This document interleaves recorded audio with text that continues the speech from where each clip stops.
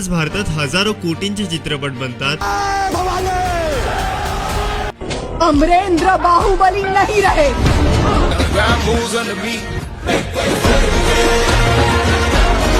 पण या भारतीय सिनेमाची सुरुवात एका मराठी व्यक्तीने केली होती। त्या व्यक्तीचं नाव आहे दादासाहेब फाळके। 1910 मध्ये दादासाहेब यांनी एक विदेशी चित्रपट पाहिला आणि त्यांच्या मनात एक विचार आला की आपल्या भारतीय कथा मोठ्या पडद्यावर का दाखवू नये। पण त्यांच्या समोर एक मोठी समस्या होती। त्या काळात भारतात चित्रपट कसा बनवायचा हे कोणालाच माहिती नव्हतं। चित्रपट निर्मितीचा नॉलेज मिळवण्यासाठी त्यांनी परदेशातील फिल्म इंडस्ट्रीचा अभ्यास केला। स्वतः कॅमेरा एडिटिंग आणि चित्रपट कसा बनवायचा हे समजून घेतलं। पैशांची कमतरता असल्यामुळे त्यांनी स्वतःच्या पत्नीचे दागिने गहाण ठेवले आणि 1913 मध्ये त्यांनी भारताचा पहिला चित्रपट राजा हरिश्चंद्र बनवला। विशेष म्हणजे त्या चित्रपटात एकही महिला कलाकार नव्हती, कारण त्या काळात महिलांनी अभिनय करणे हे समाजाच्या दृष्टीने योग्य मानलं जात नव्हतं। त्यामुळे चित्रपटातील महिलांची भूमिका ही पुरुषांनी साकारली होती। आणि आणखी एक विशेष गोष्ट म्हणजे या चित्रपटात कोणाचाही आवाज नव्हता। हा एक सायलेंट चित्रपट होता। या एका चित्रपटाने भारतीय चित्रपट सृष्टीचा पाया रचला। एका मराठी माणसाने पाहिलेलं स्वप्न आज लाखो कलाकारांच्या करिअरचा पाया बनला आहे। म्हणूनच भारतीय चित्रपट सृष्टीतील सर्वात मोठा पुरस्कार हा दादासाहेब फाळके यांच्याच नावाने दिला जातो।